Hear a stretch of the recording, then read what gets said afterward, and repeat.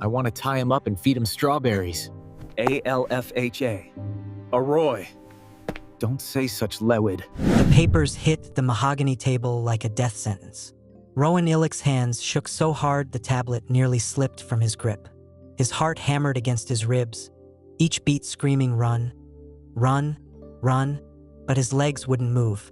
The boardroom stretched around him like a trap, all glass walls and polished surfaces that reflected his terror back at him from every angle. Kael Rykov stood at the head of the table, 6 feet 4 inches of pure alpha rage wrapped in a 3-piece suit that probably cost more than Rowan's yearly rent. His jaw was carved granite. His eyes, cold metallic gray, locked onto Rowan like a predator sizing up prey. "Someone," Kael said, his voice dropping to that dangerous register that made grown men flinch, typed the profit margins wrong. "Someone made me look incompetent to our investors." The executives around the table shifted in their seats. Nobody breathed. Rowan's throat closed up. The scent suppression patch on his neck burned against his skin, working overtime to mask the fear sweat starting to bead along his hairline. And according to the digital signature, Kael continued, turning the tablet screen toward the room, "That someone is you. Hi viewers, kindly tell us where you're watching from and what time it is." Rowan opened his mouth. His voice came out barely above a whisper. That wasn't me, sir. Someone must have switched the..." "I don't want excuses." Kael's words cut through the air like a blade. He moved closer, each step deliberate, calculated. "I want competence." The distance between them evaporated. Kael loomed over him now, close enough that Rowan could smell the sharp cedar and smoke sent rolling off him in waves. It pressed against Rowan's instincts, demanding submission, demanding he drop his eyes and bare his throat like every omega reflex screamed at him to do. He forced himself to keep his gaze level. His nails dug crescents into his palms. "What made you think?" Kael said slowly, leaning in until Rowan could feel the heat radiating from his body.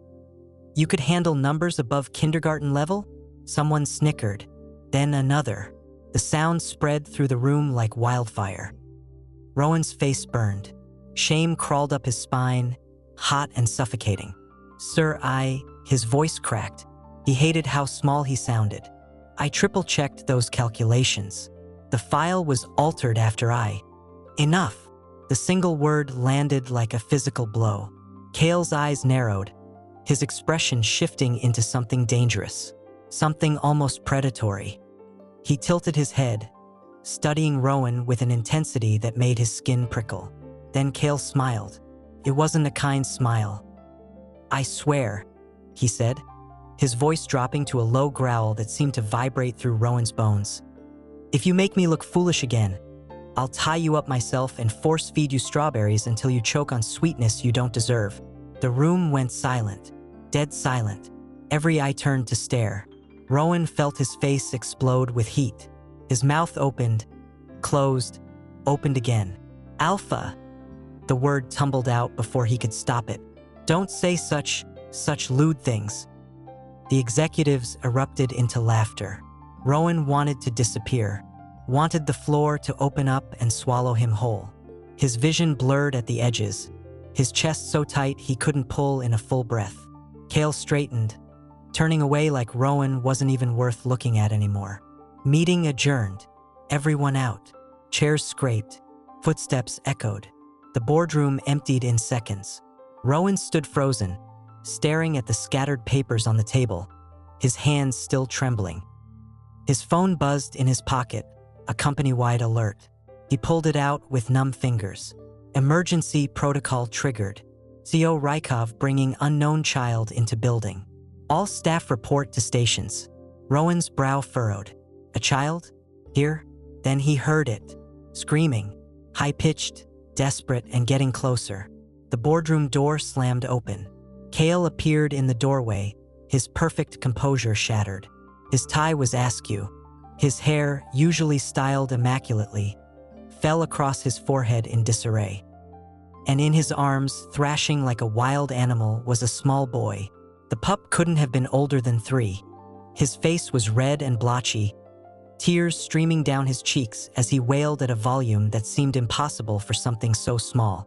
His tiny fists beat against Kael's chest, his legs kicking with frantic energy. Kael's expression was something Rowan had never seen before. Helpless. The most powerful alpha in Baltimore looked absolutely, completely helpless.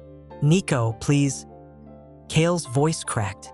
He adjusted his grip, trying to soothe the boy, but the pup only screamed louder. Rowan took an instinctive step forward, then froze. What was he doing? This wasn't his business. He should leave, should run while Kael was distracted. But the pup's cries tore at something deep in his chest.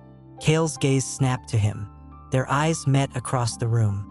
For one suspended moment, neither of them moved. Then Kael's jaw tightened. His voice came out rough, strained. "Omega. In my office. Now.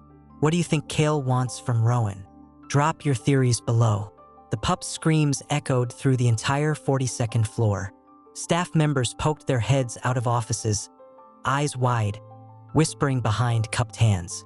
Rowan followed Kael down the hallway, keeping several paces back, his heart still racing from the boardroom humiliation. His skin felt too tight, his thoughts scattered like leaves in a storm.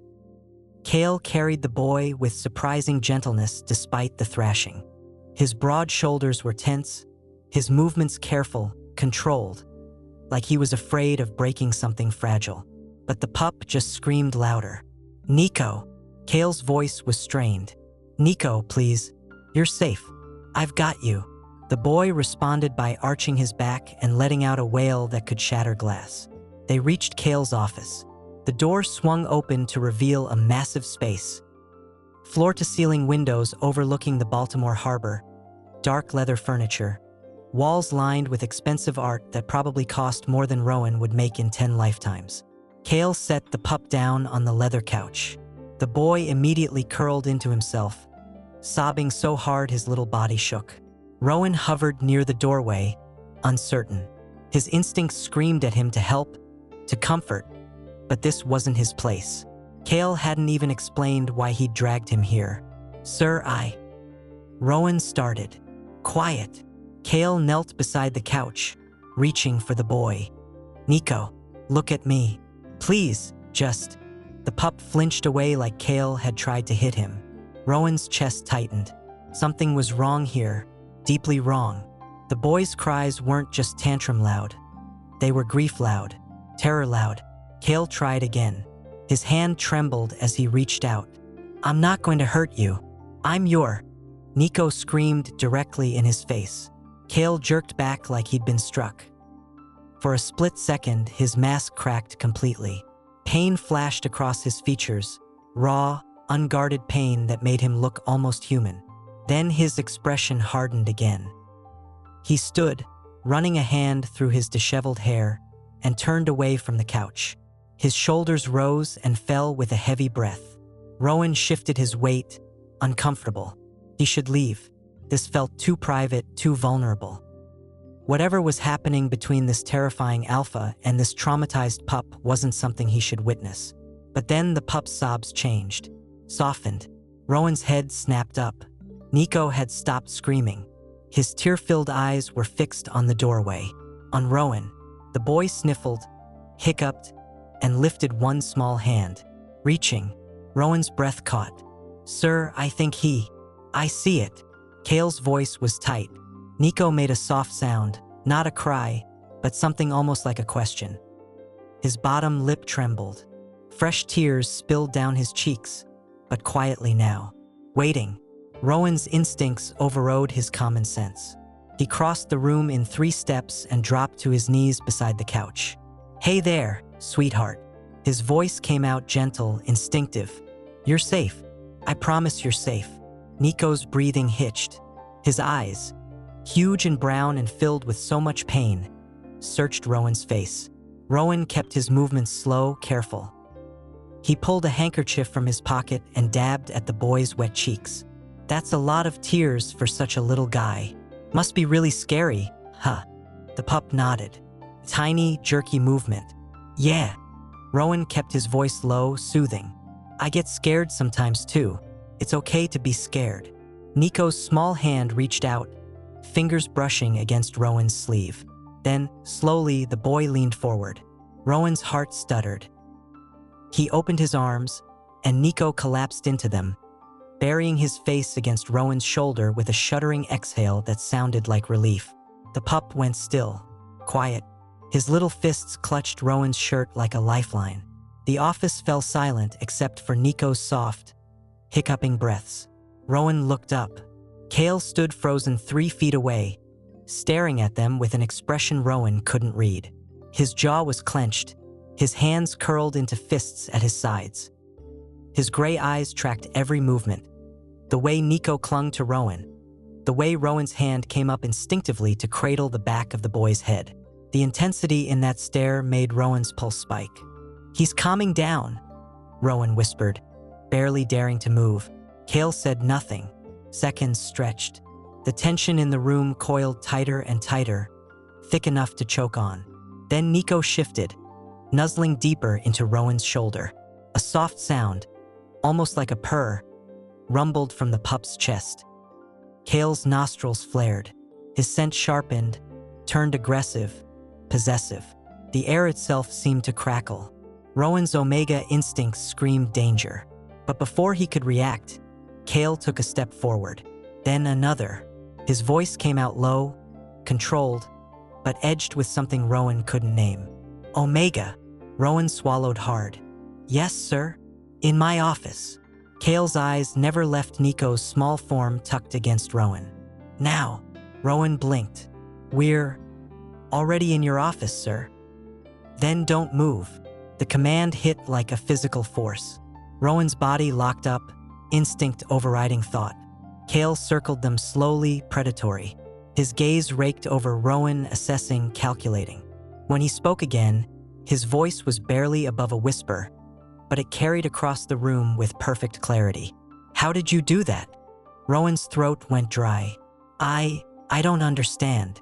"My nephew." Kael stopped directly in front of him. "He's been screaming for 3 days straight. Doctors can't help. Sedatives don't work. And his jaw worked. You walk in and he stops. Just like that." "I didn't do anything," Rowan said quickly. "He just needed." "What did you do to him?" The accusation hung in the air like a blade. Rowan's heart slammed against his ribs. "Nothing. I swear. Niko whimpered against his shoulder, sensing the tension. Kael's expression darkened. He leaned down, invading Rowan's space, his scent overwhelming. "Tell me the truth. What did you do?" He needed gentleness. The words burst out before Rowan could stop them. "He's terrified, and you're..." He bit his tongue hard. "I'm what?" Rowan closed his eyes. He was going to get fired. Or worse. "You're scary, sir." Silence. Then, impossibly, Kael let out a breath that might have been a laugh. Or a growl. Rowan couldn't tell. "Scary," Kael repeated. "Yes, sir. And you're not." "I'm nobody, sir." Kael's hand shot out. Rowan flinched, but the Alpha didn't strike him. Instead, Kael's fingers hovered inches from Niko's head, trembling. The pup shifted, looked up, saw Kael's hand, and screamed. The sound was immediate, piercing. Niko's entire body went rigid in Rowan's arms, thrashing, desperate to get away. Kael jerked back like he'd been burned. His face went blank, empty, but his eyes looked devastated. He turned and walked to the windows, hands clasped behind his back, spine rigid. "Get out." Rowan hesitated. "But the pup. Take him." "Sir, you heard me." Kael's voice was flat, dead. "Take him out of here. Stay with him until he calms down." Rowan stood slowly, cradling Niko against his chest. The boy had already stopped crying again, his face tucked into the crook of Rowan's neck. "Sir, The door to the office burst open. 3 security guards stood in the entrance, tablets in hand, expressions grim. "Mr. Rykov," the lead guard said, "you need to see this, right now." Kael turned, his mask sliding back into place. "What is it?" The guard's face was pale. "Sir, you're trending. Everywhere. What did the guards find? Comment your guesses." The tablet screen glowed like a curse. Kael's office felt smaller suddenly, the walls closing in despite the massive space. Rowan stood near the couch, still holding Niko, who had finally fallen asleep against his shoulder, while Kael stared at the device in the guard's hand. His jaw tightened with each passing second. "How many views?" Kael's voice came out cold, controlled. "4 million and climbing, sir." The guard shifted his weight. "It's on every platform. Twitter, TikTok, Instagram. Someone leaked the boardroom footage." Rowan's stomach dropped. "The boardroom? This morning? The humiliation? No. Kael's fingers closed around the tablet. His knuckles went white. "Show me." The guard tapped the screen. Video began to play. Grainy surveillance footage from an angle Rowan hadn't noticed during the meeting. The audio crackled to life. Kael's voice, sharp and cutting. "What made you think you could handle numbers above kindergarten level?" Laughter from the executives. Then the camera zoomed in. Someone had edited it, focused on Rowan's face. On the exact moment his expression crumbled. On the way his hands shook as he tried to defend himself. Kael's voice again. "I'll tie you up myself and force-feed you strawberries until you choke on sweetness you don't deserve." Rowan's response, barely audible. "Alpha? Don't say such lewd things." More laughter. The video ended. The silence that followed was suffocating. Kael set the tablet down with deliberate care. His breathing was controlled, measured, the kind of control that came right before an explosion. "Find out who leaked it," he said quietly. "I want a name within the hour." "Sir, there's more." The guard swiped to another video. This one showed the hallway outside the boardroom. Kael carrying Niko, the pup screaming. Then Rowan walking past. The camera angle captured the exact moment Niko reached for Rowan. The moment the pup's cries stopped. The caption beneath read, "Rykov abuses Omega staff. Pup chooses secretary over CEO." The comment section was a bloodbath. "Fire this monster. How is this legal? That poor Omega is terrified. Even the kid knows he's toxic. Someone call HR. Resign now." Kael's scent shifted, sharpened. The air in the room grew thick with barely contained rage. "Get out," he said to the guards. "All of you." They left without a word. The door clicked shut. Rowan's pulse hammered in his ears.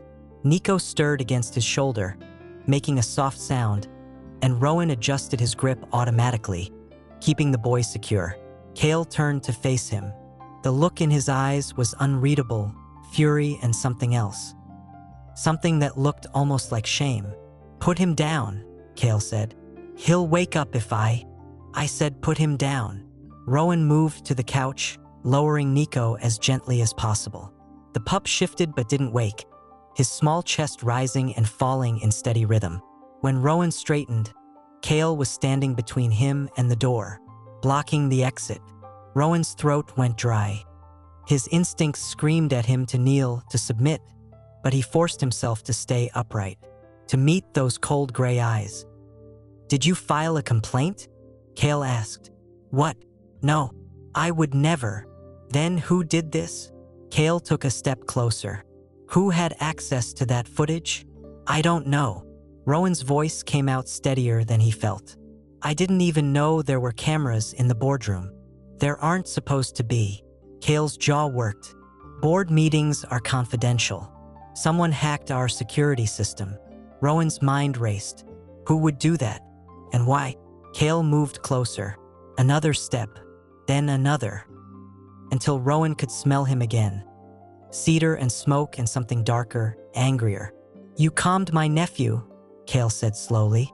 "In 3 minutes, you did what I couldn't do in 3 days. I didn't mean to. Don't apologize." The words came out sharp. "I'm trying to understand. What did you do?" "Nothing." Rowan's hands clenched at his sides. I talked to him, gently. I didn't threaten him or tower over him or..." He cut himself off, realizing too late what he'd implied. Kael's expression darkened. "Or what?" Rowan took a breath, steadied himself. Or make him feel small. The words hung between them like an accusation. Kael stared at him for a long moment. Then, unexpectedly, he laughed. A short, bitter sound. You think I made him feel small? You make everyone feel small, sir. Including you. It wasn't a question. Rowan swallowed. Yes, sir. Kael's gaze dropped to Rowan's hands, still trembling slightly despite his best efforts. Then back up to his face, lingering on the flush still coloring his cheeks from the morning's humiliation. I didn't mean, Kael started, then stopped. His jaw tightened. The strawberries. I shouldn't have said that. Rowan blinked. Was that an apology? You were angry, Rowan said quietly. I understand. Do you? You thought I made you look bad, in front of investors. Rowan's voice steadied. But I didn't, sir. Someone altered that file after I submitted it. I triple-checked those numbers. Kael studied him. You're certain? Yes, sir. Who else had access? Anyone on the executive team. The board. Your IT department. Rowan hesitated. Your enemies. Kael's eyes narrowed. What do you know about my enemies?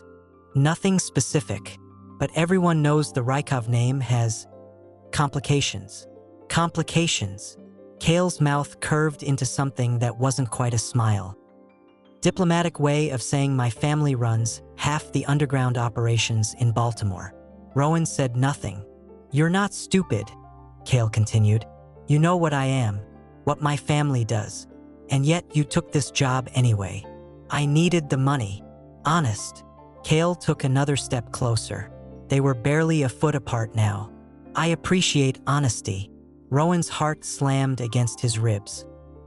He could feel the heat radiating from Kael's body, could see the tension in his shoulders, the way his hands flexed like he wanted to reach out but was holding himself back.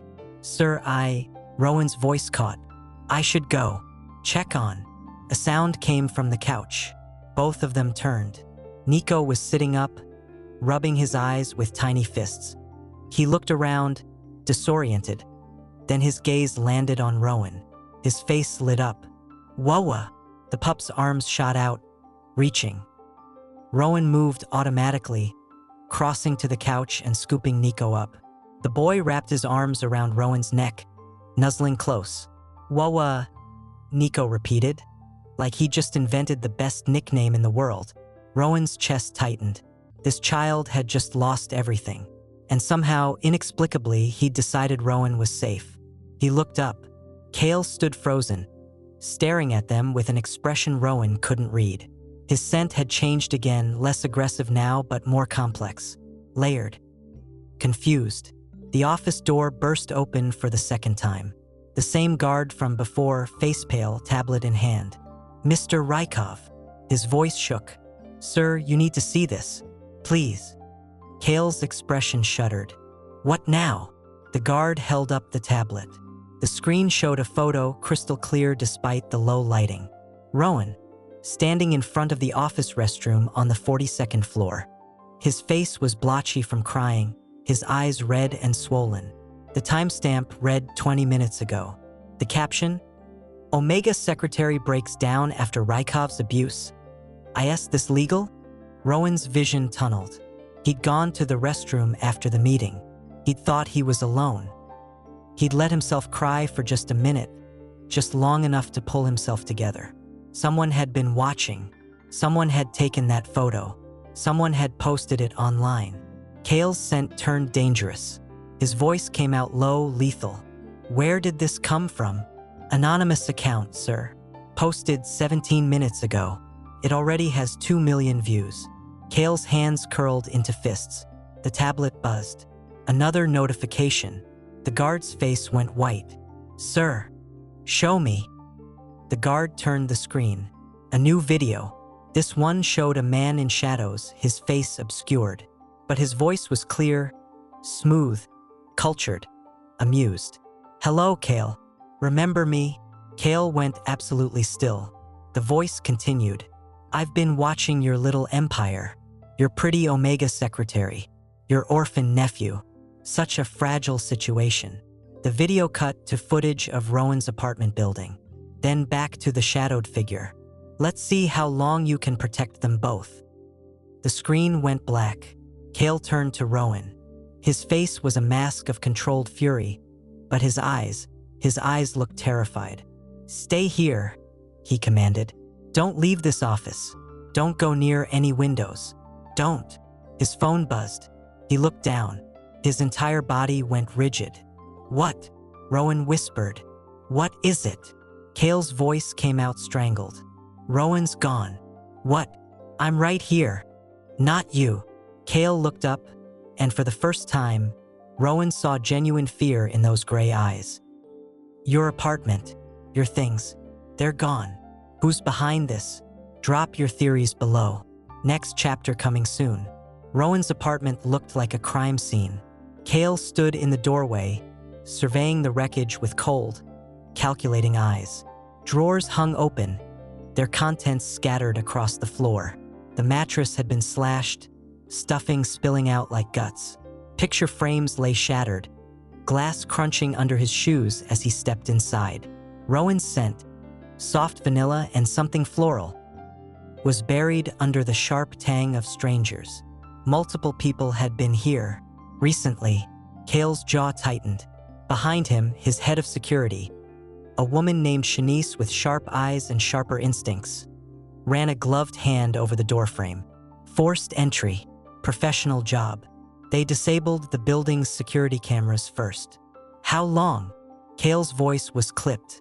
30 minutes, maybe less."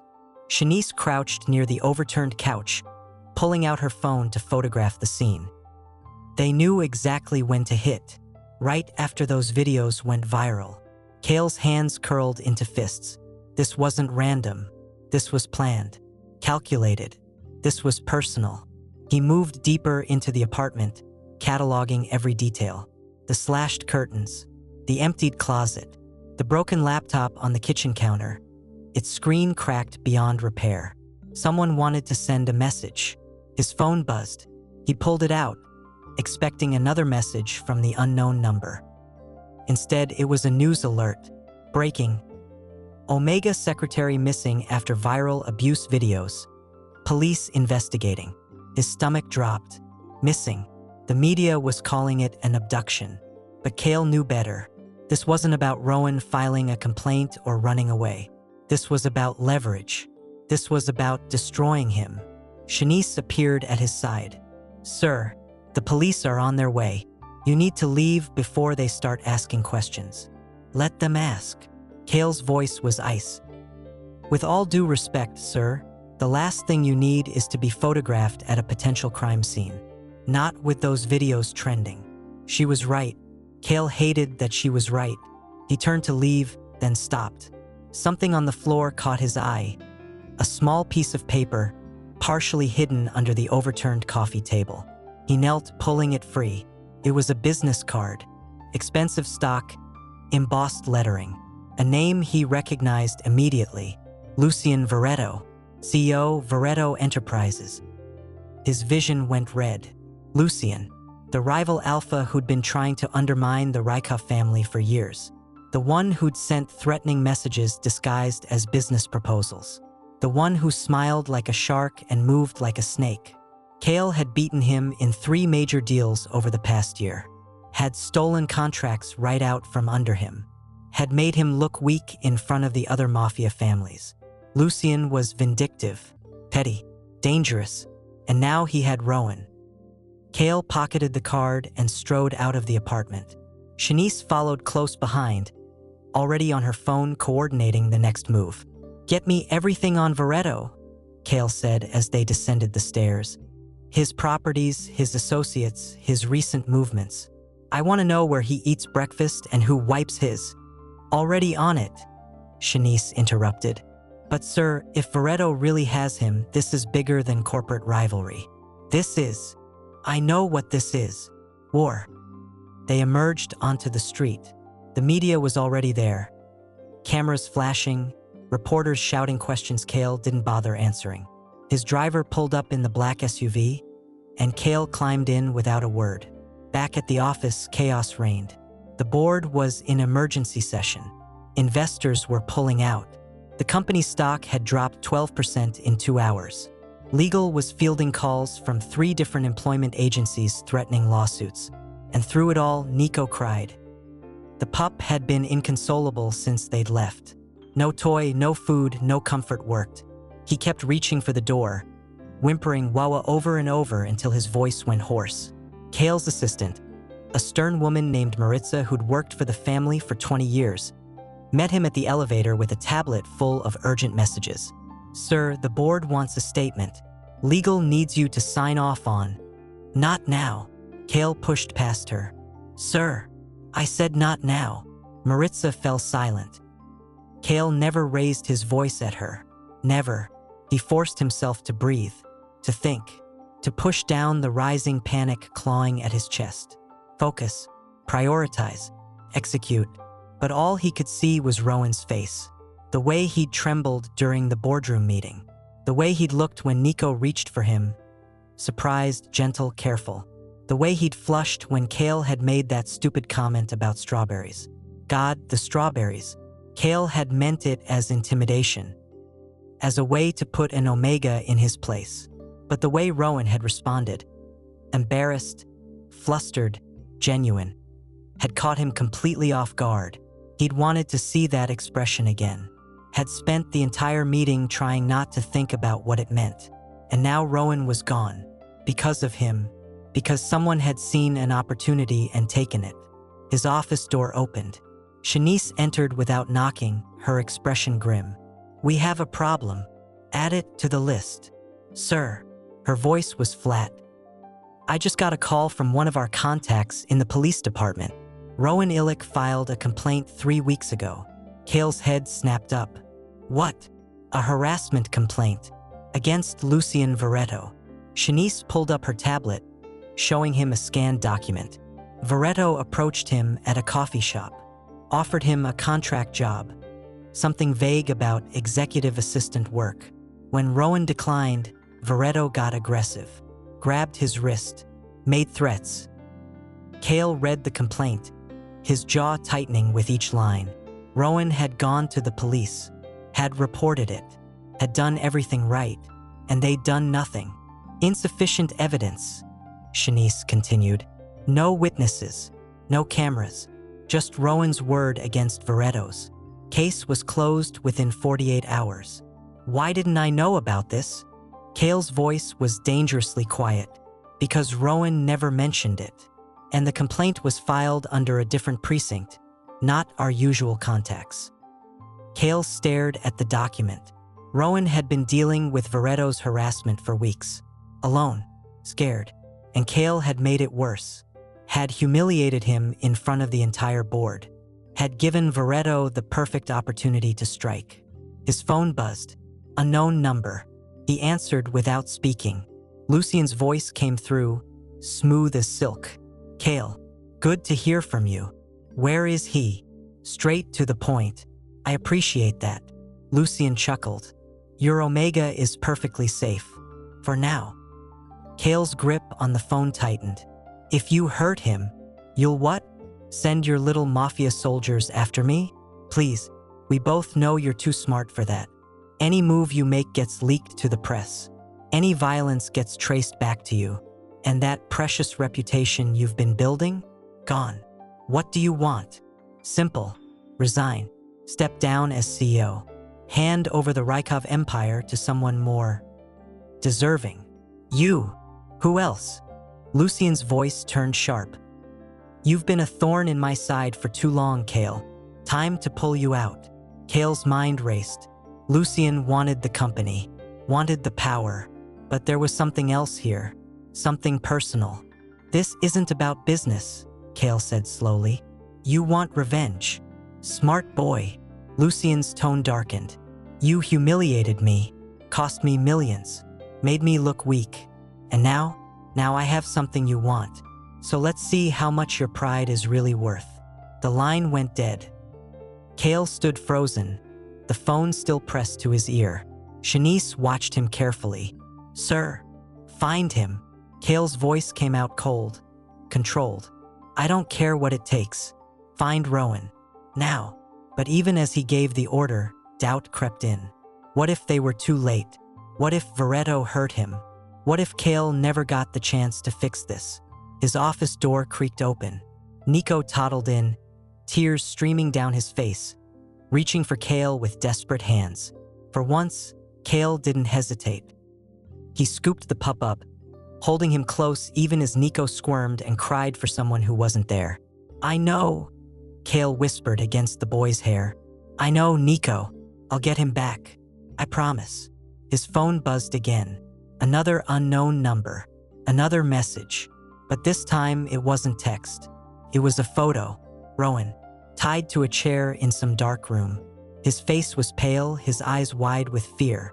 A bruise was already forming on his left cheek. And beneath the photo, a single line. "Tick-tock, Alpha. How long can you protect what's yours?" Kael's vision tunneled. The phone slipped from his hand, clattering to the floor. Niko's cries echoed in his ears. And for the first time in his life, Kael Rykov felt something he'd never experienced before. True, paralyzing fear. What will Kael do next? Comment your predictions. The emergency meeting room felt like a tomb.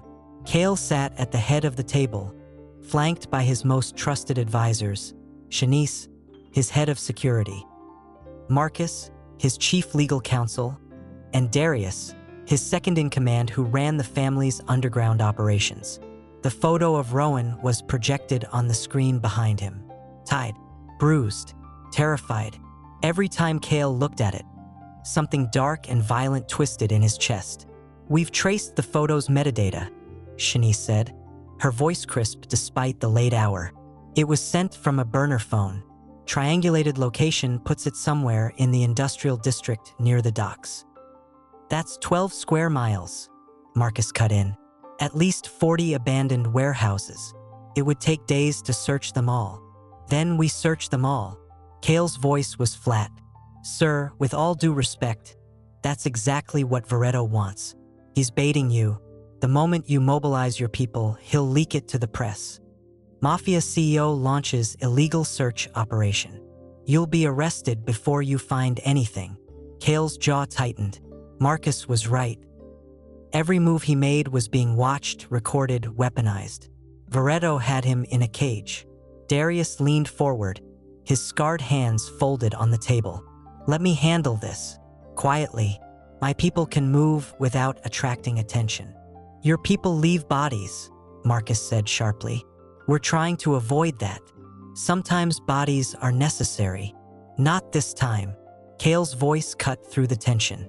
"I want Rowan alive. I want him unharmed. And I want Varetto breathing long enough to answer for what he's done." Darius raised an eyebrow but said nothing. Kael's phone buzzed. Another message. He snatched it up, expecting another taunt from Varetto. Instead, it was a video file. His stomach dropped. "Everyone out," he said quietly. Shanice frowned. "Sir, out. Now." They filed out without argument. The door clicked shut. Kael pressed play. The video was grainy, shot from a fixed camera angle. Rowan sat in the same chair from the photo, his wrists bound behind him, his breathing shallow and quick. Then Lucien stepped into frame. He was everything Kael despised. Tall, polished, with sharp features and a smile that never reached his eyes. He wore an expensive suit, his dark hair slicked back, his movements deliberate and theatrical. "Hello, Rowan." Lucien's voice was silk over steel. "Sorry about the accommodations. Not quite the Rykov corporate tower, is it?" Rowan said nothing. His jaw was set, his eyes defiant despite the fear Kael could see trembling at the edges. Lucien circled him slowly. "You know, I offered you a very generous position 3 weeks ago. Excellent pay, benefits. All you had to do was say yes." Still nothing. Lucien stopped in front of him, tilting his head. "But you chose Kael instead. Why? Was it the money? The prestige?" His smile sharpened. "Or did you think a powerful alpha would protect you?" Rowan's voice came out hoarse. "Let me go. I will, eventually, once Kael learns his lesson." Lucien reached out, brushing his fingers along Rowan's jaw. Rowan flinched. Kael's vision went red. You see, Lucien continued, Kael thinks he's untouchable, thinks his reputation and his money make him invincible. But everyone has a weakness. He leaned in close, his breath ghosting over Rowan's ear. And you, sweet Omega, are his. Rowan jerked away. I'm not. I'm nothing to him. He doesn't even like me. Lucien laughed. Is that what you think? Oh, Rowan, you really are naive. He straightened, smoothing his suit. Kael humiliated you in front of his entire board, made you a viral laughingstock, and yet here you are, kidnapped because of him. Doesn't that make you angry? Rowan's hands curled into fists behind his back. You're the one who leaked those videos. Guilty. Lucien spread his hands.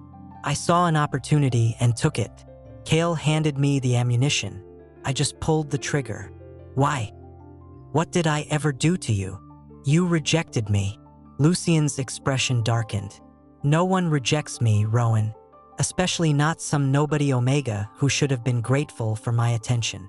Rowan's breathing quickened. Kael could see the fear breaking through his composure. Lucien noticed too. He smiled. Don't worry. I'm not going to hurt you. Much. You're worth more to me intact. For now. He stepped out of frame. The video continued for a few more seconds. Just Rowan sitting there, trembling, alone, before it cut to black. Then text appeared on the screen. You have 48 hours to resign. After that, I start sending him back in pieces. Kael's phone hit the wall and shattered. His breathing came hard and fast. His hands shook. The room spun. Rowan.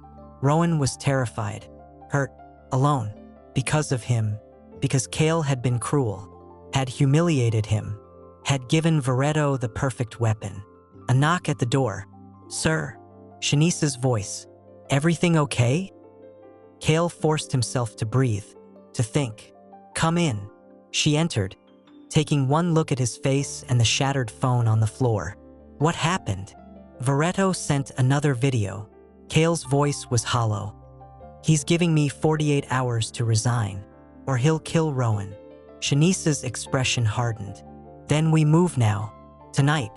Hit every property Varetto owns until we find him. And if we don't, if he's hidden Rowan somewhere we can't reach. Kael ran a hand through his hair. Varetto's smart. He knows I'll look. He's counting on it. So what do we do? Kael stared at the projection screen, at Rowan's face, at the bruise on his cheek, at the fear in his eyes.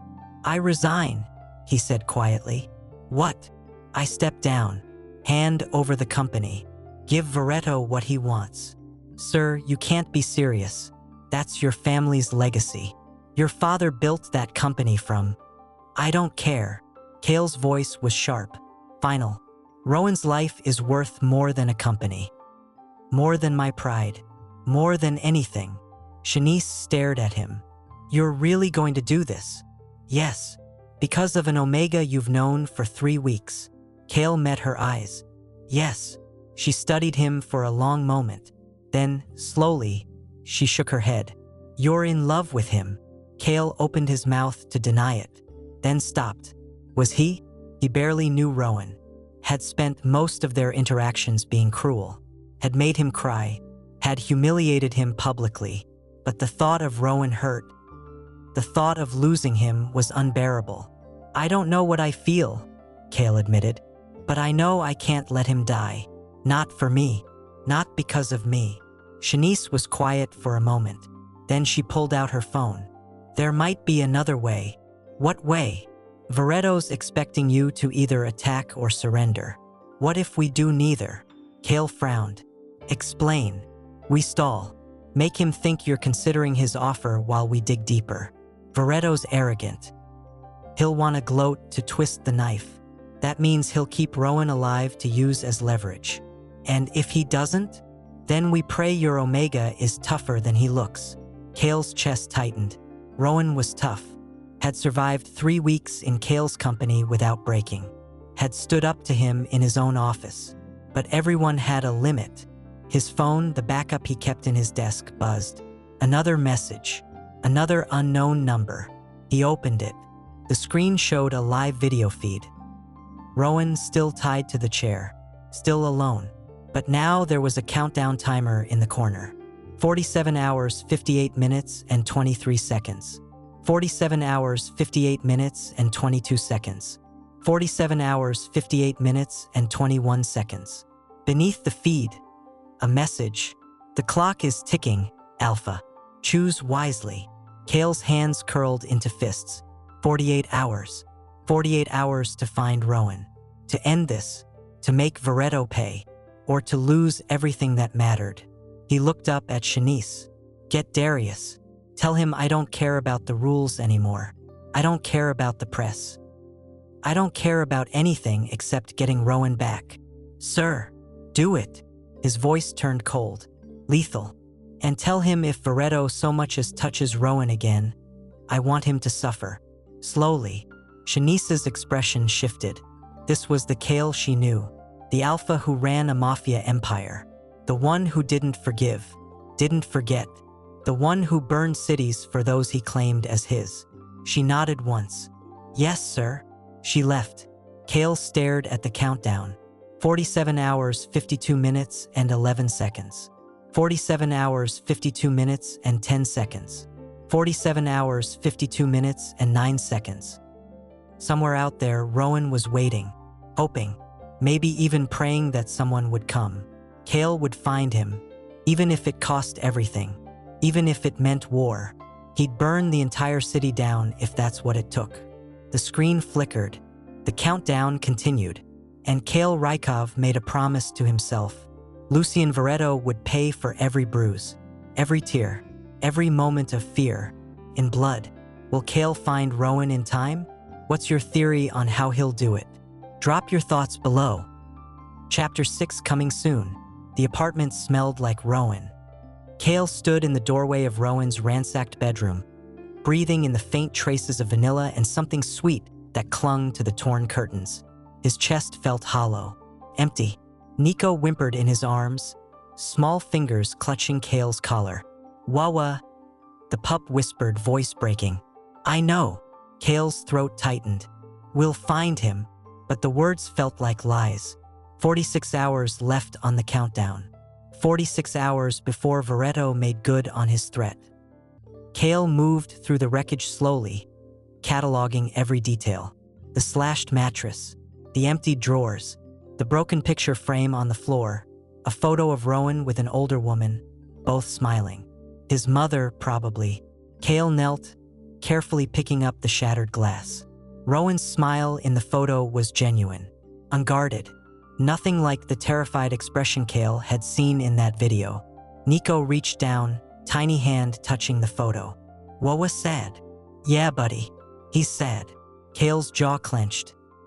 But we're going to help him. I promise. His phone buzzed. Shanice, we found something, she said without preamble. Varetto owns a shell company, Meridian Holdings. They lease 3 properties in the industrial district. Warehouses, all registered under fake names. Kael stood, still holding the photo. Which one? Unknown. But Darius is already moving on the first location. I'm heading to the second with a team. I'll take the third. Sir, that's not. I'll take the third. His voice left no room for argument. Silence. Then, coordinates incoming. Be careful. The line went dead. Kael looked down at Niko. The pup's eyes were red-rimmed, his face blotchy from crying. He'd barely eaten, barely slept, just kept reaching for someone who wasn't there. Maritza, Kael called. His assistant appeared in the doorway, her expression carefully neutral. Sir, take Niko. Keep him safe. Of course. She moved forward, arms outstretched. Niko's grip tightened on Kael's collar. No. Want Wawa. I know, buddy. I'm going to get him. Kael gently pried the small fingers loose. But I need you to be brave. Can you do that? Niko's bottom lip trembled. Then slowly he nodded. Kael handed him to Maritza. The pup started crying immediately, reaching back, but Maritza held him firm. I'll bring him back, Kael said quietly. To Niko, to himself, to whoever was listening. He turned and walked out.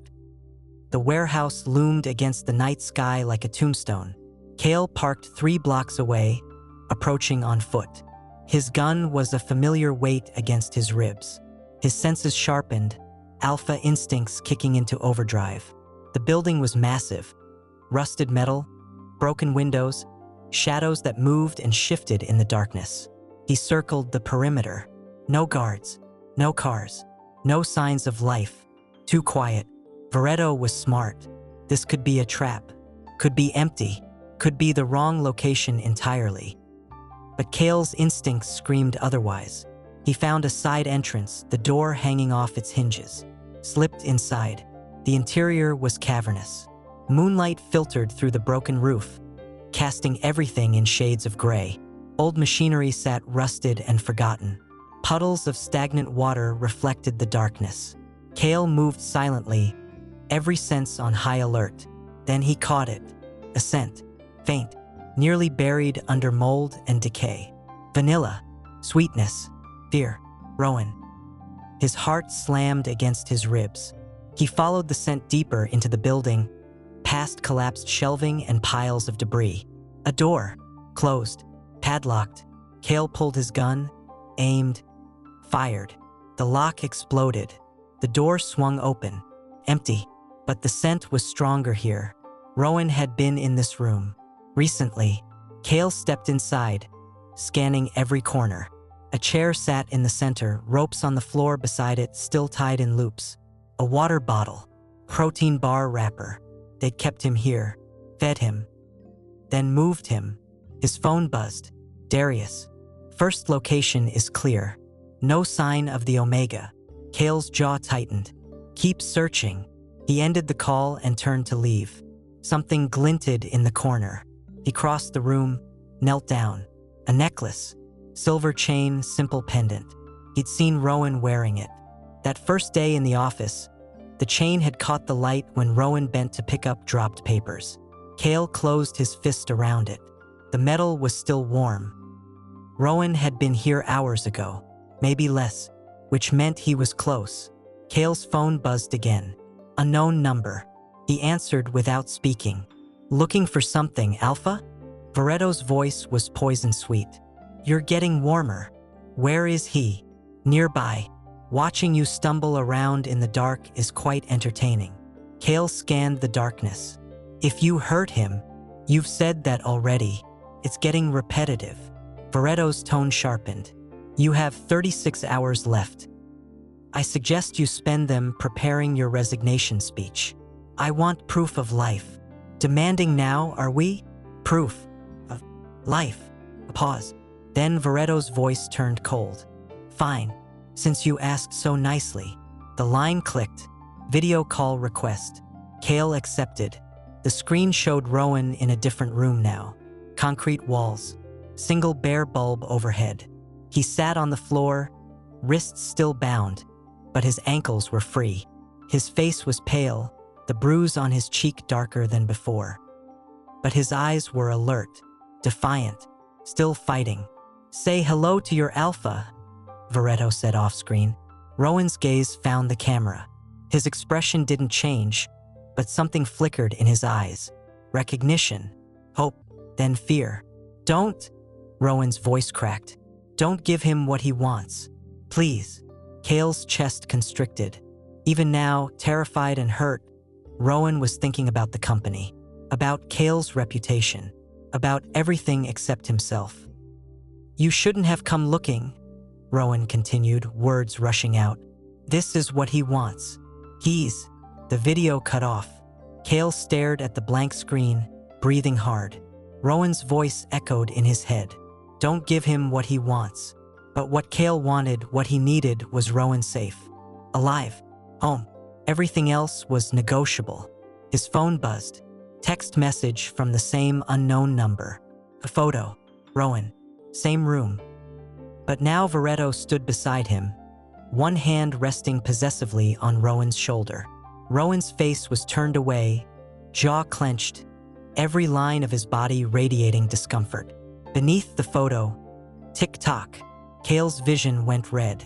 He turned and ran, back through the warehouse, out into the night. His mind raced, connecting pieces, calculating distances. Varetto said he was watching, said Kael was getting warmer, which meant the second location, the one Shanice was checking. Kael pulled out his phone, dialing as he ran. Shanice, status, just arrived. Buildings locked down tight. No movement yet. I'm coming to you. Don't go in without me. Sir, if Rowan's in there. I said wait. He reached his car, yanked the door open. Varetto's playing games. This could be another trap. Or it could be where he's keeping your Omega.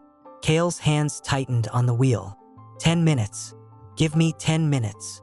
He ended the call and drove. The city blurred past. Streetlights, empty roads. His mind wouldn't stop replaying that video. Rowan's voice. Don't give him what he wants. But Kael would give Varetto anything. Everything. His company, his reputation, his life. Just not Rowan. Never Rowan. He pulled up to the second warehouse. Shanice's SUV was parked in the shadows, along with 2 other vehicles. Kael climbed out. Shanice met him halfway, her expression grim. 4 guards on the perimeter, armed, professional. Varetto's people? Unknown. But they're protecting something. Kael's jaw tightened. Then we go in. Sir, this is a tactical situation. We should call. No police, no backup, just us. He checked his gun. Varetto wants a show? Let's give him one. Shanice studied him for a long moment. Then she nodded. Your funeral. They moved as a unit, Kael, Shanice, and 4 of Darius's best. Silent, efficient, deadly. The guards never saw them coming. 2 went down with tranquilizer darts. The other 2 tried to radio for help, but Shanice was faster, jamming their signal before they could get a word out. Kael reached the warehouse entrance. Steel door, electronic lock. One of Darius's men produced a device, attached it to the lock. 5 seconds later, the door clicked open. They entered. This warehouse was different, cleaner, organized. Lights overhead, though dimmed. Rows of shipping containers stacked 3 high. And in the center, a scream. Rowan's scream. Kael moved before thinking, sprinting toward the sound, weapon raised, every instinct screaming protect, defend, claim. He rounded a corner, found a room, door open, light spilling out. Inside, empty, just a speaker, playing a recorded loop of Rowan screaming. Kael's blood ran cold. A trap. Behind him, Shanice cursed. Sir, we need to. The lights went out. Darkness, complete and suffocating. Then laughter, echoing through speakers hidden throughout the warehouse. Varetto's voice. Did you really think it would be that easy, Alpha? That I'd just leave him here for you to find? Kael's grip tightened on his gun. Where is he? Closer than you think. But not close enough. The laughter faded. You have 24 hours left. Better use them wisely. The speakers went silent. Emergency lights flickered on, bathing everything in red. Kael stood frozen, breathing hard. They'd been played, distracted, sent on a wild chase while Varetto moved Rowan somewhere else. His phone buzzed. Another photo. Rowan. Different room again. Concrete floor. Metal door. No windows. He looked exhausted, defeated, but alive. The text beneath, last chance, Alpha. Resign by midnight tomorrow, or I start sending pieces. Kael stared at the photo, at Rowan's face, at the fear and exhaustion and stubborn defiance still visible in his eyes. 24 hours. 1 day to find him, or lose him forever. Shanice appeared at his side, breathing hard. Sir. Kael looked up. His expression was ice. His voice was death. Find Darius. Tell him to pull every contact, every informant, every criminal in this city. I want Varetto's location within the hour. And if we can't find it? Kael's smile was sharp, dangerous. Then we make Varetto come to us. Will Kael's plan work? What do you think happens next? Drop your predictions below. Subscribe and turn on notifications so you don't miss the next chapter of this heart-stopping story. Share your thoughts in the comments and inspire others with your support. The interrogation room smelled like blood and fear.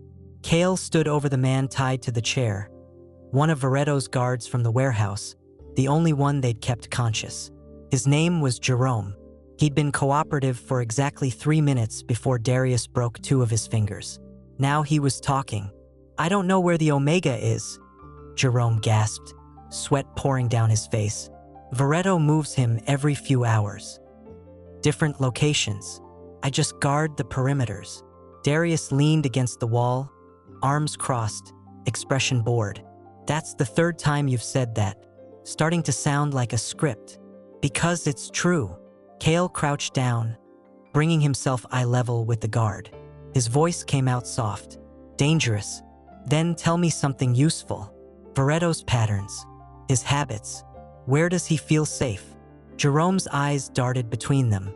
"He's got a penthouse, downtown, top floor security. But he's not there. He's too smart for that. Where else?" "I don't..." Jerome cut off with a cry as Darius moved forward. Kael held up a hand. Darius stopped. "Where else?" Jerome's breathing came in ragged gasps. Blood dripped from his broken fingers onto the concrete floor. There's a place, outside the city, old estate. His family used to own it before they went bankrupt." Kael's eyes narrowed. "Address?" "I don't have an exact address, just coordinates. North of the city, near the state line. Woods, private land. How many guards?" "I don't know. Maybe 10?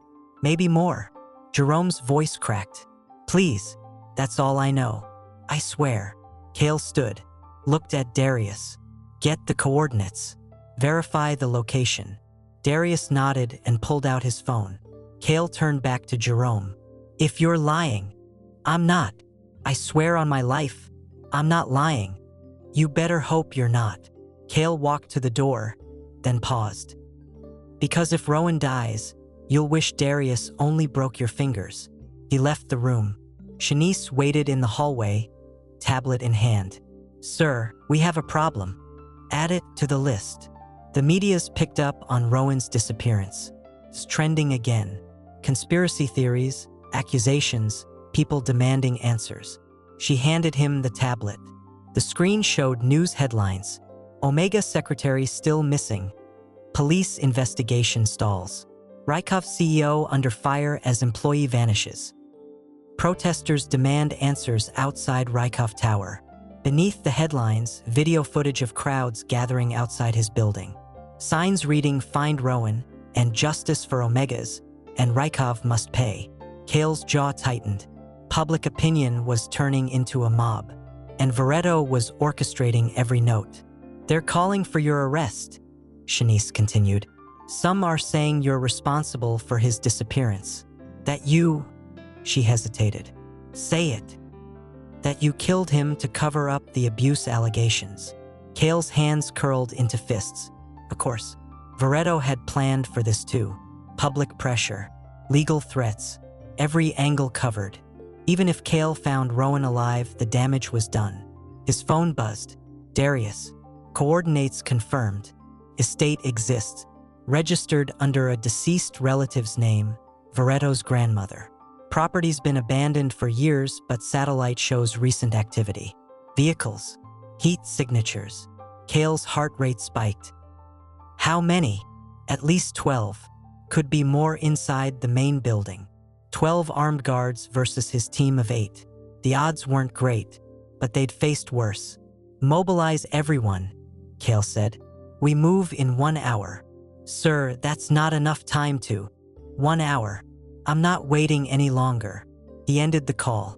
Shanice watched him carefully. "Sir, this could go wrong in a dozen different ways. If Varetto's there, if he's got Rowan, this becomes a hostage situation. One wrong move and..." "I know the risks." "Do you?" "Because you're acting like a man with nothing to lose. And that's exactly how people get killed." Kael turned to face her. His expression was ice. "I already have nothing to lose. Rowan is all that matters. Everything else is just noise." Shanice stared at him. Then slowly she nodded. Understood. I'll prep the team. She walked away. Kael stood alone in the hallway, breathing hard. His phone buzzed again. Unknown number. Another video. He almost didn't open it. Almost. The screen showed Rowan in yet another room. This one had a window, small, barred, but showing daylight outside. Rowan sat on a cot, his bound wrists resting in his lap. His face was drawn, exhausted, but his eyes were still sharp, still fighting. Varetto's voice came from off-screen. 12 hours left, Alpha. Time's running out. Rowan looked directly at the camera. His voice was steady despite the fear Kael could see trembling at the edges. Kael, if you're watching this, don't come. Please, this is a trap. He wants you to. The video cut off. Text appeared. See you soon, Alpha. Or should I say, goodbye? Kael stared at the screen.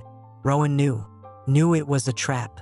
Knew Kael would come anyway, and still tried to stop him. Stubborn, brave, selfless. Everything Kael didn't deserve. His chest ached. An unfamiliar feeling. Something sharp and painful that had nothing to do with physical injury. Guilt, regret, fear. And underneath it all, something else. Something that felt dangerously close to what Shanice had accused him of. Love. He pushed the thought away. There wasn't time for feelings, for introspection, for anything except action. An hour later, they moved out. 3 SUVs, 8 people. Enough weapons to start a small war. The drive took 40 minutes. The estate appeared through the trees like something out of a Gothic nightmare. Massive stone structure, overgrown gardens, windows dark and empty.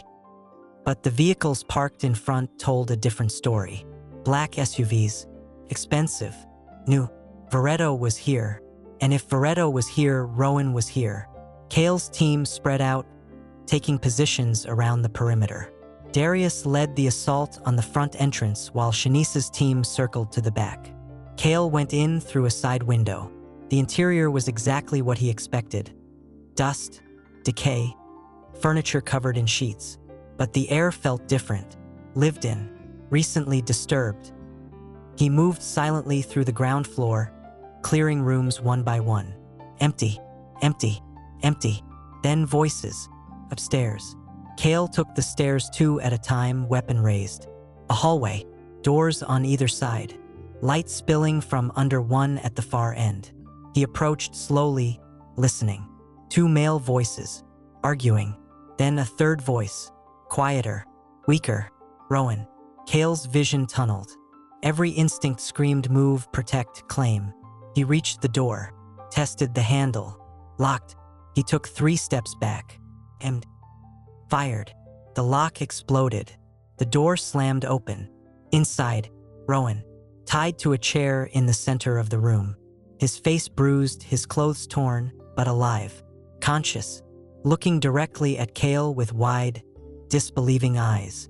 And standing behind him, Varetto, gun pressed to Rowan's temple. Smiling. Hello, Kael. Right on time. Kael froze, his weapon trained on Varetto's head. But the angle was wrong. Too risky. One wrong move and... Lower the gun, Varetto said pleasantly. Or I paint the walls with your Omega's brains. Kael's jaw clenched. His finger tightened on the trigger.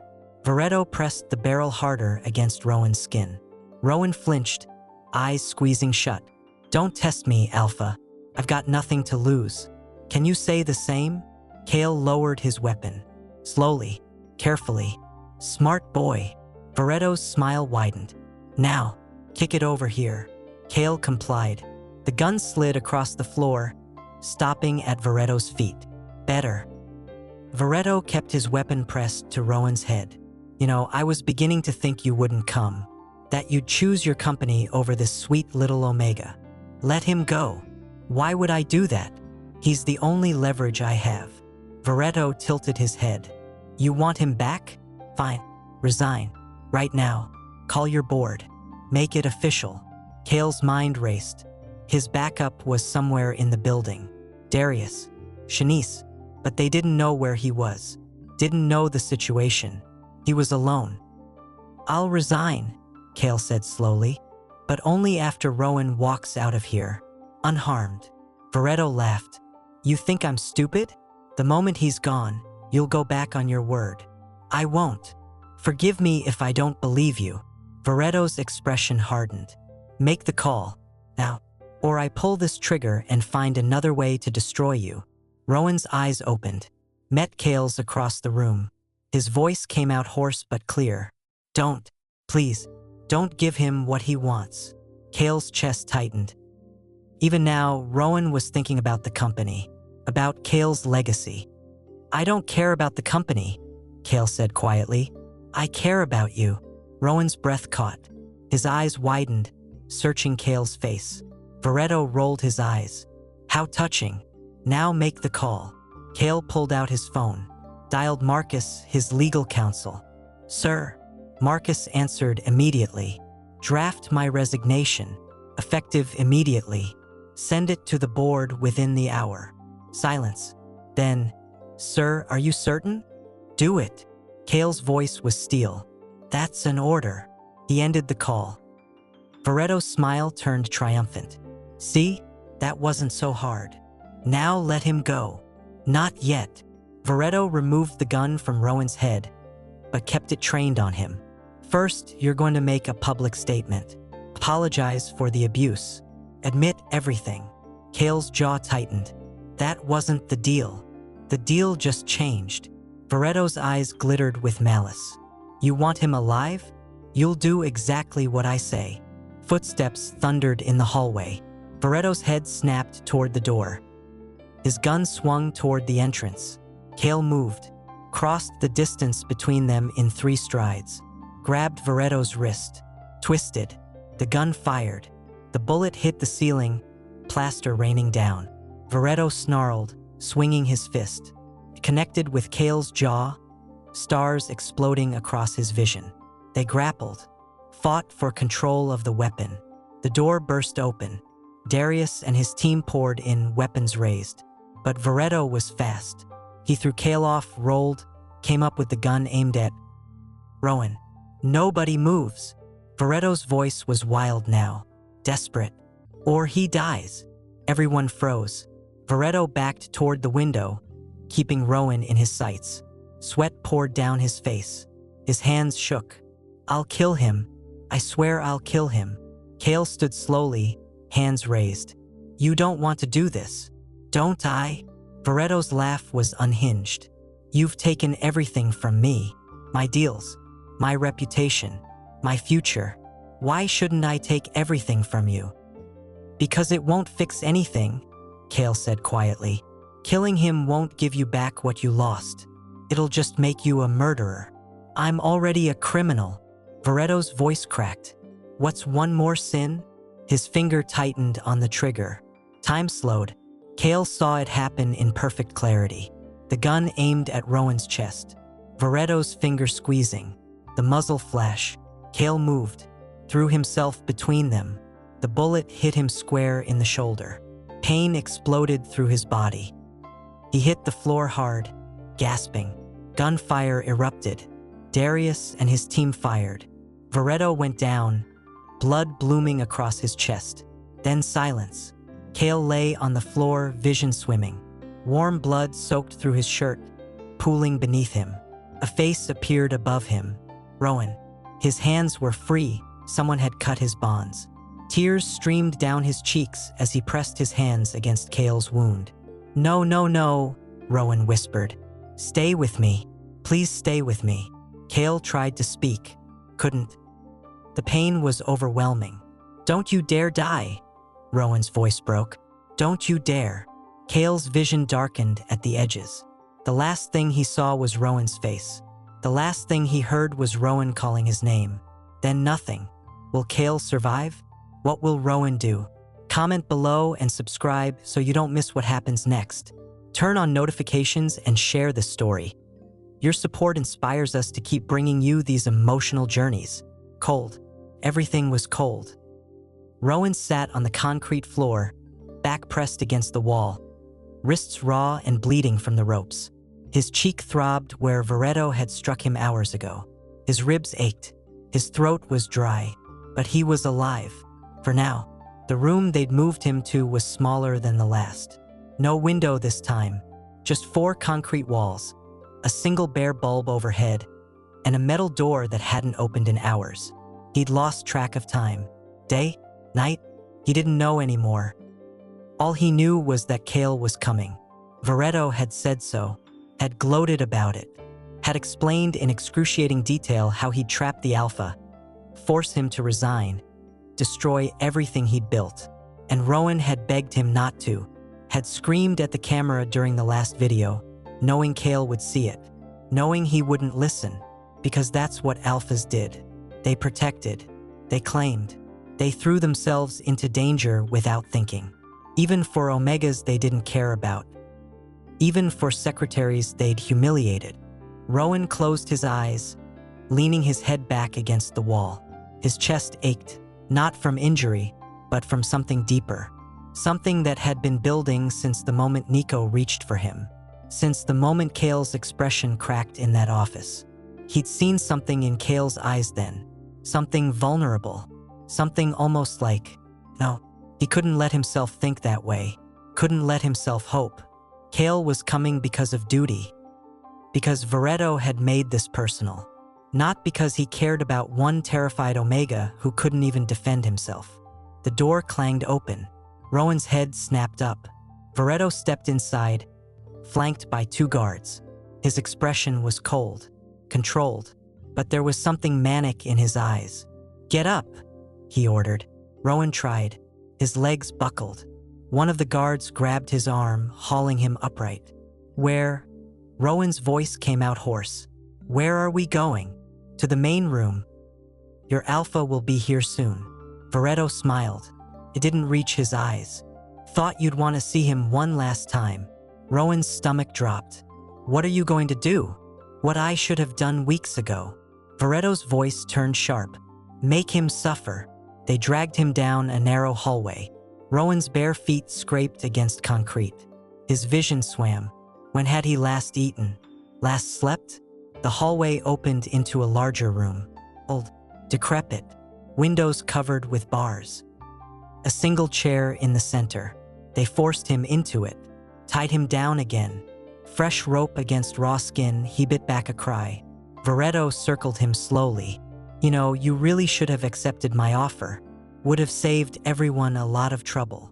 "Your offer was slavery," Rowan said quietly. "My offer was opportunity. A chance to work for someone who appreciates Omegas."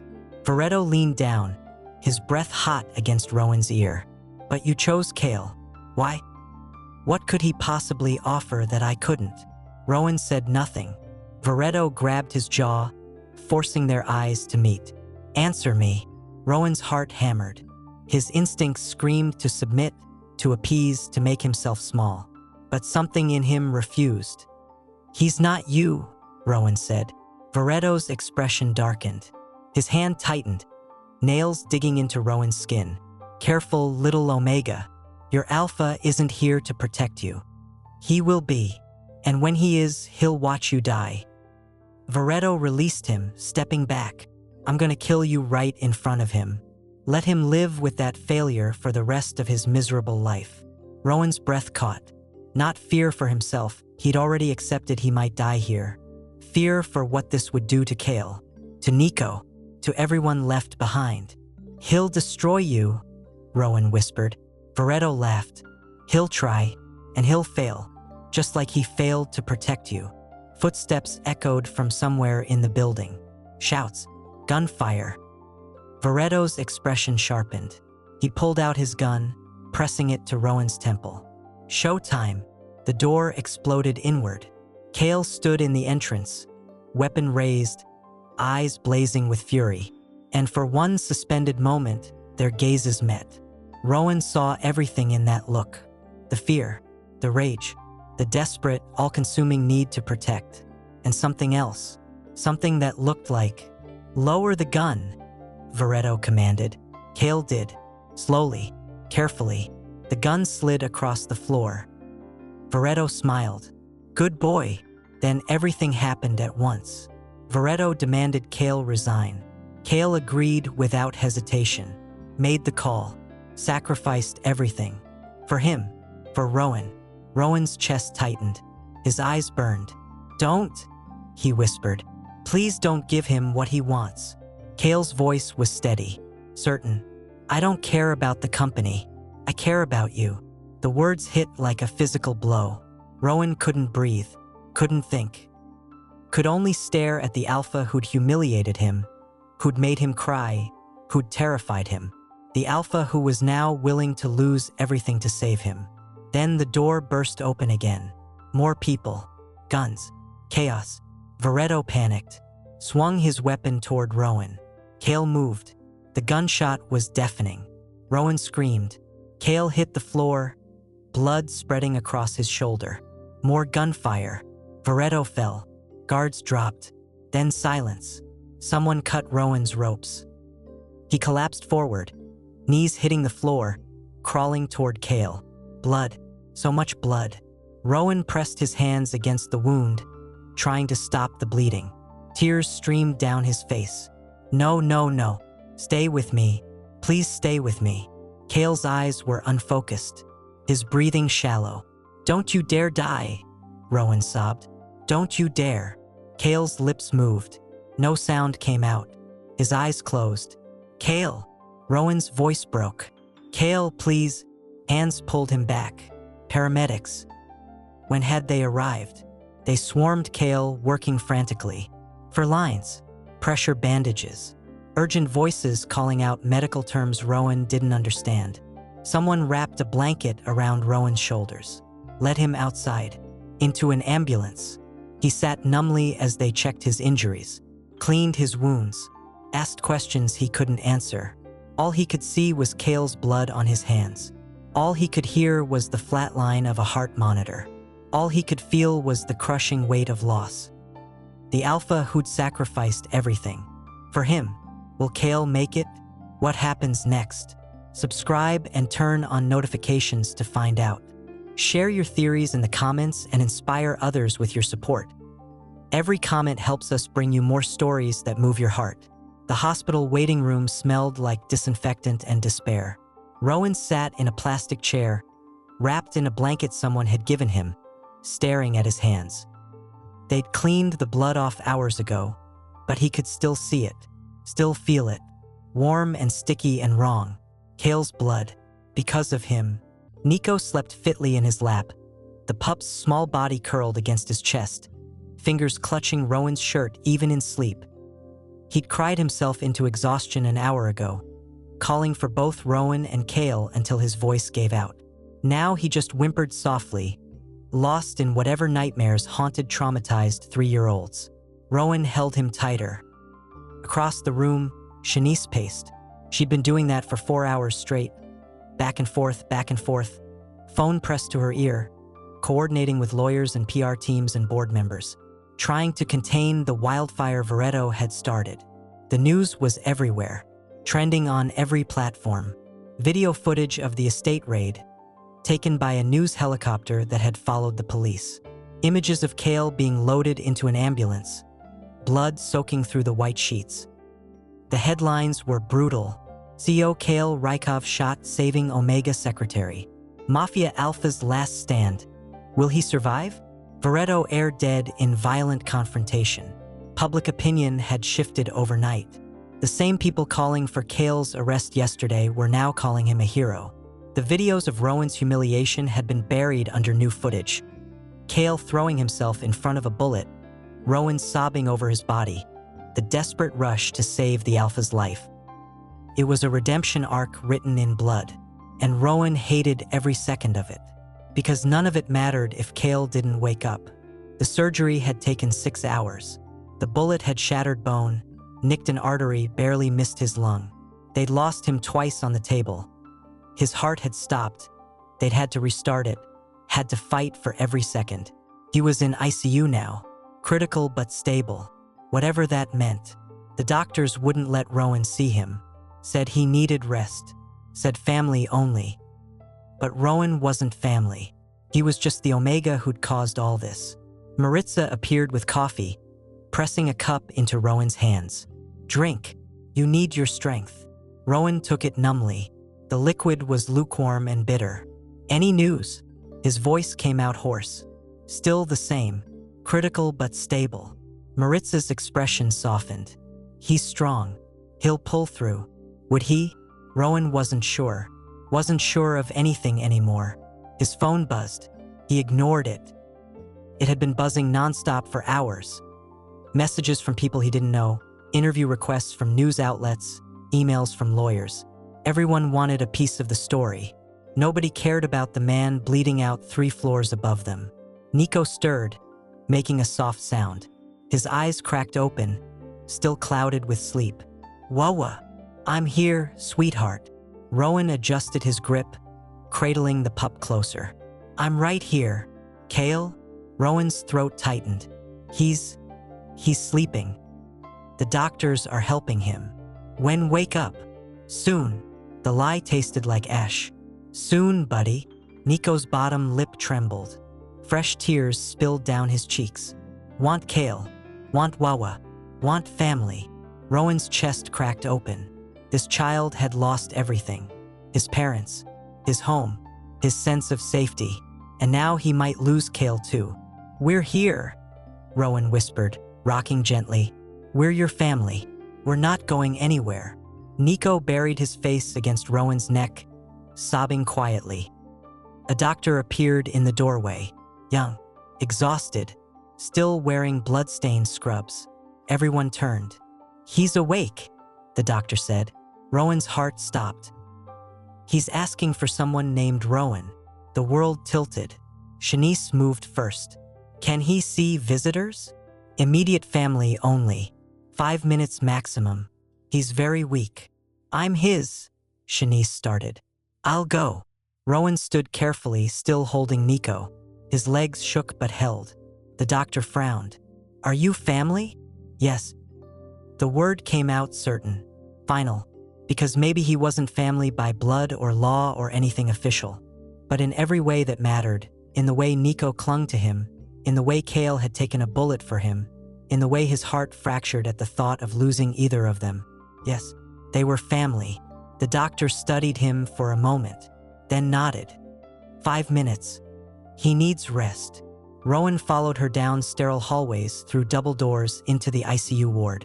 Machines beeped and hummed. Nurses moved silently between beds. She stopped outside a room. Remember, 5 minutes.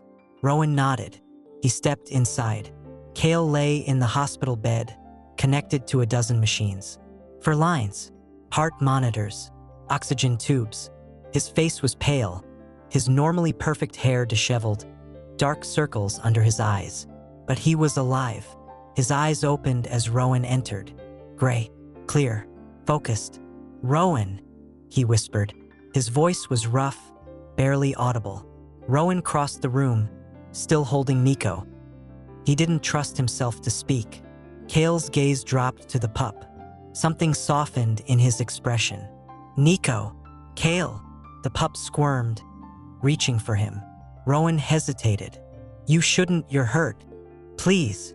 Rowan carefully transferred Niko to the bed, positioning him on Kael's uninjured side. The pup immediately curled against Kael's chest, small hands clutching the hospital gown. Kael's arm came up, slow, painful, wrapping around the boy. His eyes closed briefly, something like peace crossing his features. Then they opened again. Found Rowan. You're okay, Kael said. Not a question, an observation. Relief. You took a bullet for me. Rowan's voice shook. You almost died, but you're okay. That's not... Rowan broke off, hands clenching. Why did you do that? Why would you? Because I couldn't lose you. The words hung in the air between them. Rowan stared. His heart hammered against his ribs. You humiliated me. Made me cry. You hated me. I never hated you. Kael's voice was quiet. I was angry at myself. For wanting you. For needing you. For feeling things I didn't understand. Rowan's breath caught. I was cruel, Kael continued. Unforgivably cruel. I made you afraid of me, made you think you were worthless, and I will spend the rest of my life regretting that. Tears burned Rowan's eyes. You resigned. For me, you gave up everything. I'd do it again. Kael's gaze never wavered. I'd do it 1,000 times. The company means nothing without you. You don't even know me. Then let me. Kael's hand moved, reaching toward him. Let me know you. Let me earn your forgiveness. Let me prove I can be better. Rowan looked at that outstretched hand. Scarred, powerful, trembling slightly from weakness. The hand of the Alpha who'd terrified him. The hand of the man who'd saved him. Slowly, he reached out. Their fingers touched. Electricity sparked through him. Connection. Recognition. Something deep and instinctive that had nothing to do with reason.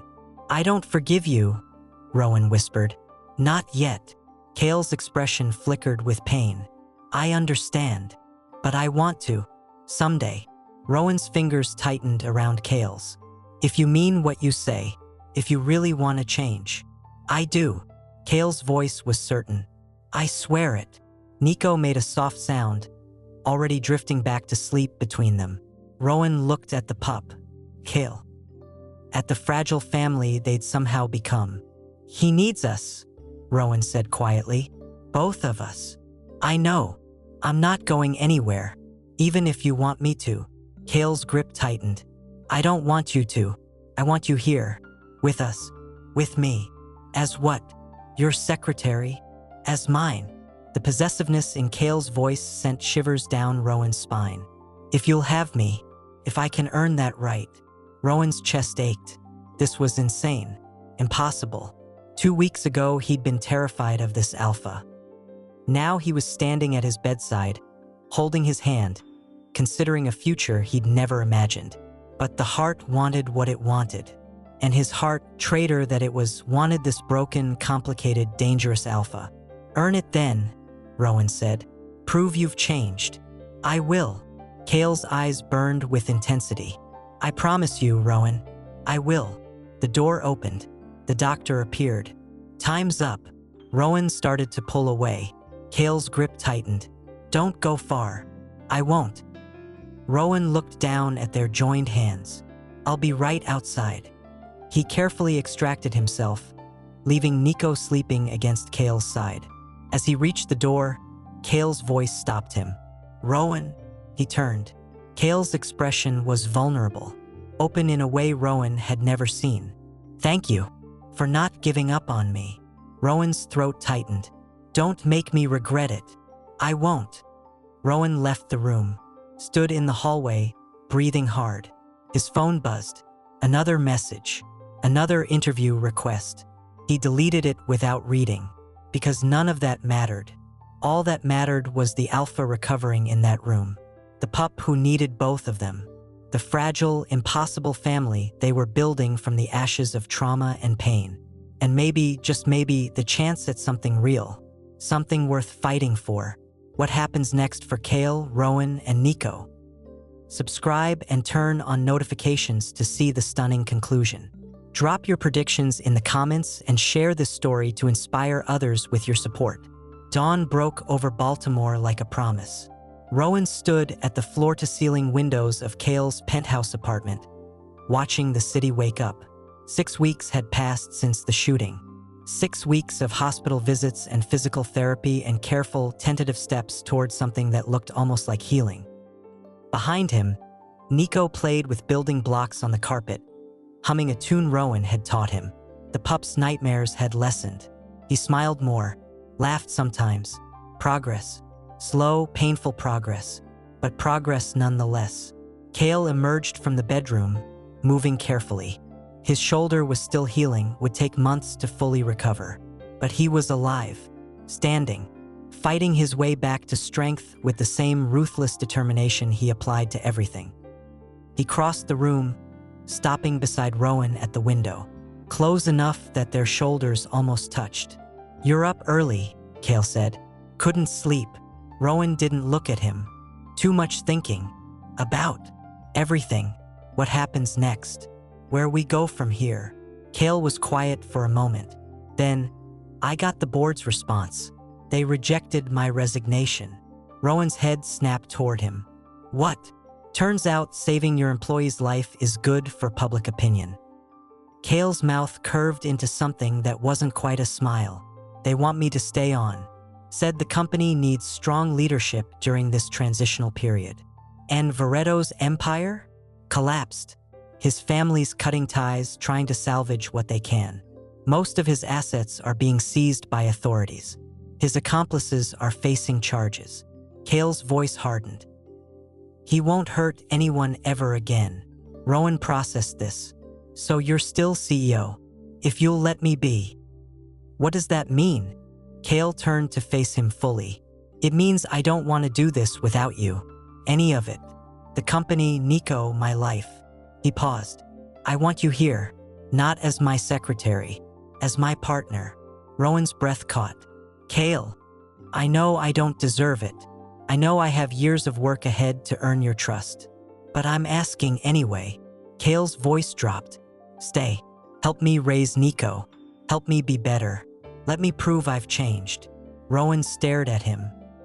At this alpha who'd once terrified him, who'd humiliated him, who'd taken a bullet for him, who looked at him now like he was the most precious thing in the world. I have conditions, Rowan said quietly. Name them. No more cruelty. No more public humiliation. No more using your power to hurt people weaker than you. Done. I want equal say in decisions about Niko. No overruling me just because you're the alpha. Agreed. And I want. Rowan hesitated. I want time. To learn who you really are. To see if this, whatever this is, can actually work. Kael stepped closer. Close enough that Rowan could smell him. Cedar and smoke and something warm underneath. How much time? However long it takes. Years, maybe. I can wait. Kael's hand came up, hovering near Rowan's cheek but not touching. Waiting for permission. I'll wait as long as you need. Rowan looked at that hand, at the question in Kael's eyes. Then, slowly, he leaned into the touch. Kael's palm was warm against his skin. His thumb brushed along Rowan's cheekbone. Gentle, reverent. Nothing like the aggressive dominance from before. I'm still angry at you, Rowan whispered. I know. I still have nightmares about that boardroom. About the things you said. I know. Kael's voice cracked. And I'm sorry. More sorry than words can express. Sorry isn't enough. Then let me show you. Every day. For the rest of our lives. Kael's forehead came to rest against Rowan's. Let me earn your forgiveness. Your trust. Your love. Rowan's eyes closed. His heart hammered. This was terrifying. Dangerous. Everything his instincts screamed at him to run from. But something deeper. Something that had taken root the moment Niko reached for him, the moment Kael took that bullet, refused to let him go.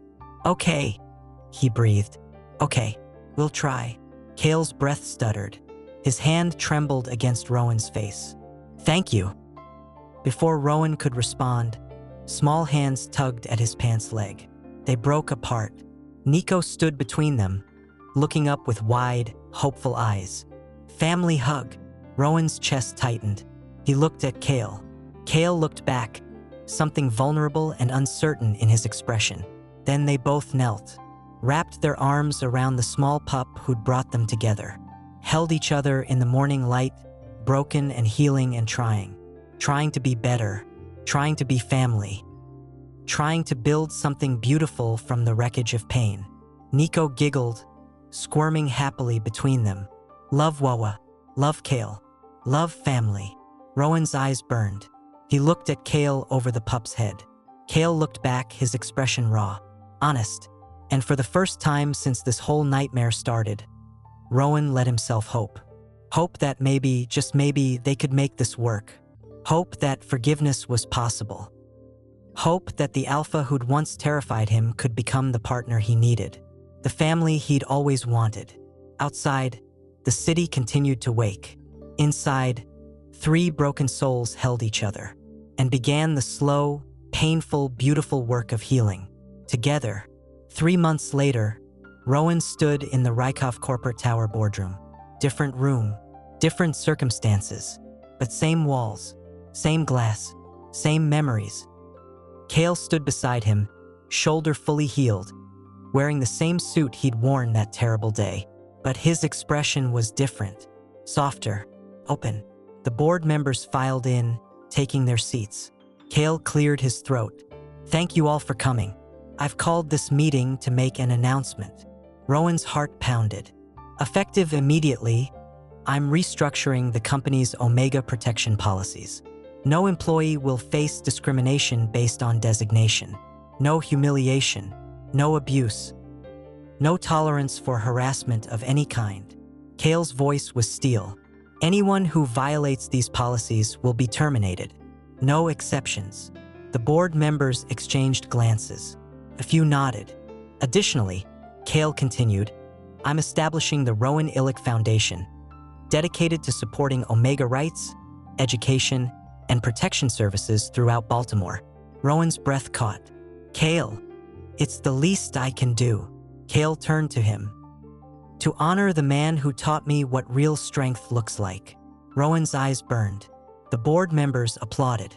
And for the first time in that room, Rowan didn't feel small, didn't feel afraid, felt seen, valued, protected. Kael's hand found his under the table. Squeezed gently, Rowan squeezed back. Later that evening, they sat on the penthouse balcony. Niko was asleep inside, finally peaceful in his own bed. Kael pulled out a small box. I have something for you. Rowan's heart stuttered. What is it? Kael opened the box. Inside lay a necklace, the same one Rowan had lost during the kidnapping. Silver chain, simple pendant. You found it, Rowan whispered. I kept it, as a reminder. Kael lifted it carefully. May I? Rowan turned, lifting his hair. Kael fastened the necklace around his throat, his fingers lingering on Rowan's skin. I love you, Kael said quietly. I know it's too soon. I know I haven't earned the right to say it, but I do. I love you, Rowan Illic. Rowan turned back to face him. Kael looked terrified, vulnerable, waiting for rejection. Rowan smiled. Ask me again in a year, and then maybe, just maybe, I'll say it back. Kael laughed, actually laughed. I can live with maybe. Good. Rowan leaned forward, closing the distance between them. Because I'm not going anywhere. Their lips met, soft, careful, tentative, promise of what could be, what they were building, together. When they broke apart, Kael whispered, Thank you for giving me a chance. Thank you for earning it, Rowan replied. They sat together as the sun set over Baltimore. Two broken souls, one traumatized pup, a family forged in fire and blood and impossible choices. Not perfect, not healed, but trying. And sometimes trying was enough. The end. Thank you for following Kael, Rowan, and Niko's journey. What did you think of their story? Drop your thoughts in the comments below. Subscribe and turn on notifications so you never miss our next emotional story. We have so many more tales of love, redemption, and second chances coming your way. Your support and comments inspire us to keep creating stories that touch hearts. Share this with someone who needs to hear a story about forgiveness and healing. See you in the next chapter.